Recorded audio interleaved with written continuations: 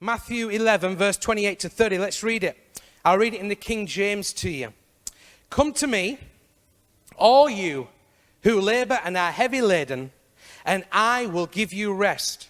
Take my yoke upon you, learn from me. For I am gentle and lowly in heart, and you will find rest for your souls. For my yoke, it's not talking about a good old egg yolk, sunny side up on your bacon, sausage and egg that you have.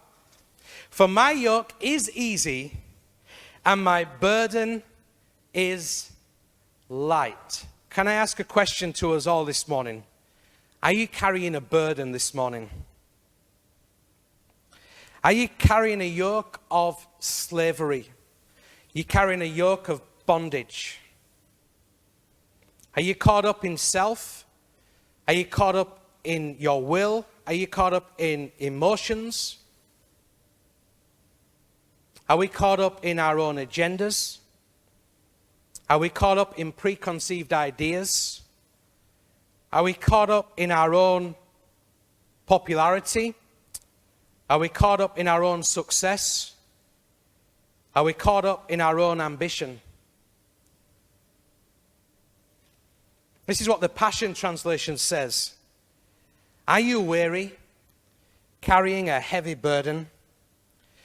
Come to me. I will refresh your life.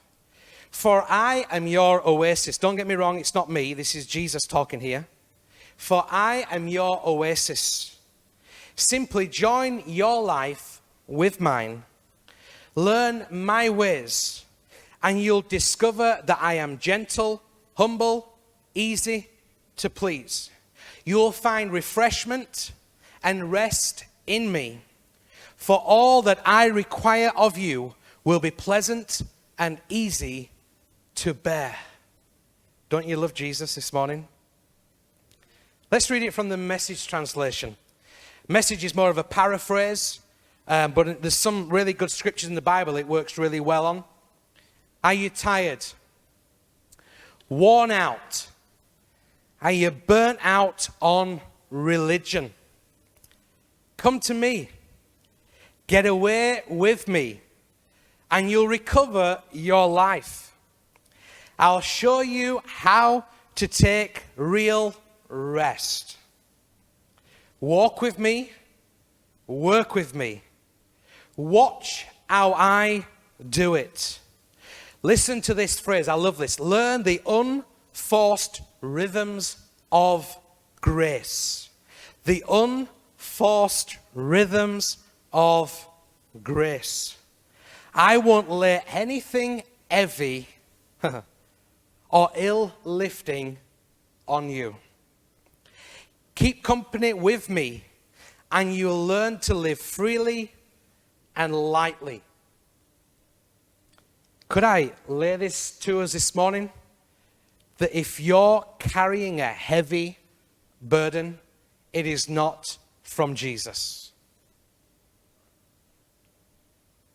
Mentally, spiritually, physically, the heavy burdens that we are carrying, if you're carrying them, I present to you this morning, it is not from Jesus.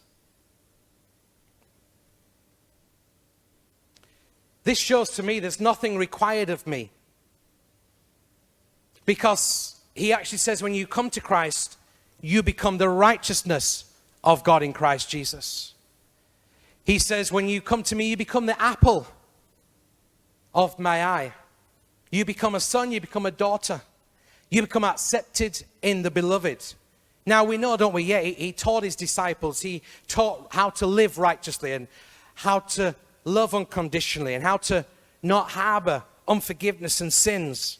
But he was talking to them, very interestingly, in chapter 11 about this burden not being of man, but in 23 explains to them because the religious of that day just couldn't get it in the head.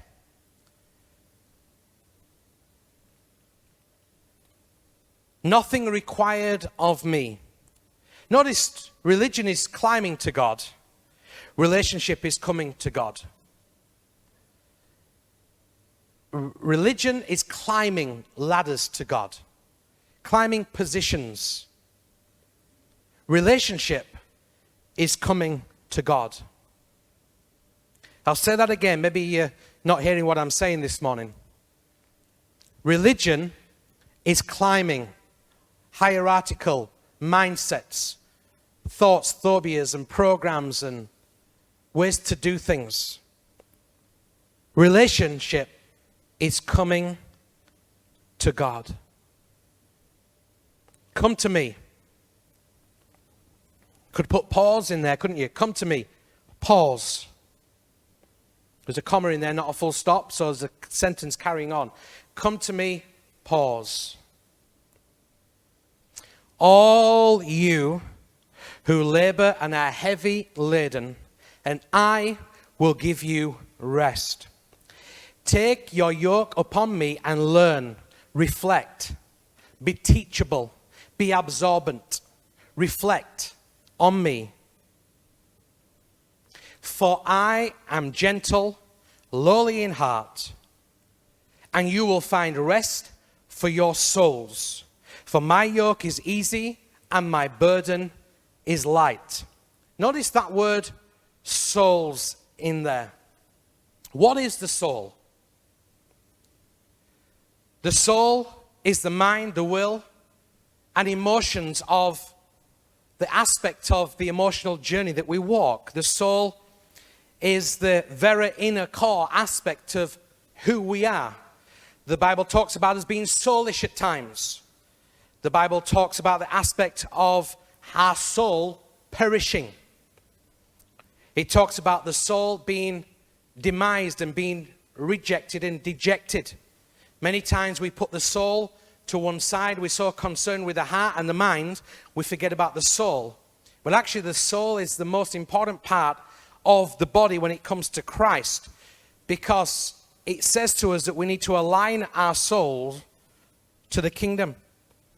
It's interesting, as we talk about soul, you can have the whole outline and look at the aspect of in Matthew, again, 16 and verse 26. And I've shared this with us because it was something that God really spoke to me about.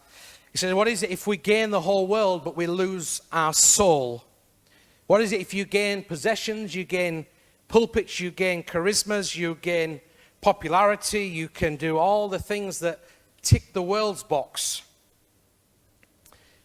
But what is it if you're busy looking through your living room window, in your bedroom window, and criticizing the drug dealer or the person that's struggling in health, or the person that's struggling to live life, or the next door neighbor that you feel is on the road to hell, but you're so busy caught up in your religious duties and formulas, carrying your yoke of slavery because you've got a Bible big enough to choke a donkey, and you've invested in your local church, and you've attended there every Sunday morning at 10:30, and I will rally for my church to be open, and then not turn up or whatever, because it becomes a religious duty and formula. Or I'll rally because I'm going to make sure that I put a certain percentage or a certain aspect of my life to God. I've got to read the Bible in the morning at 6:30. So I failed the last 6 days because I've had to, my shift pattern's changed. And you feel so out of sync, and all of a sudden you feel so condemned that you've not been able to read the Bible. You've not been able to take a bit of communion. You've not been able to attend a church service because there's been restrictions. And all hell is breaking loose in your life. And God is going to me, I didn't say climb a ladder to Jerusalem. I didn't say ask your local reverend, your local vicar, to sprinkle some blood over an altar so you would be forgiven. No, I came to you personally, Alan. I came to you personally, Sarah. I came to you as an individual because I care about you. In the heaviness of life that you're carrying, I've come to encourage you that I care about you, that I love you, that I care about you enough to tell you today that there is no yoke that you need to carry.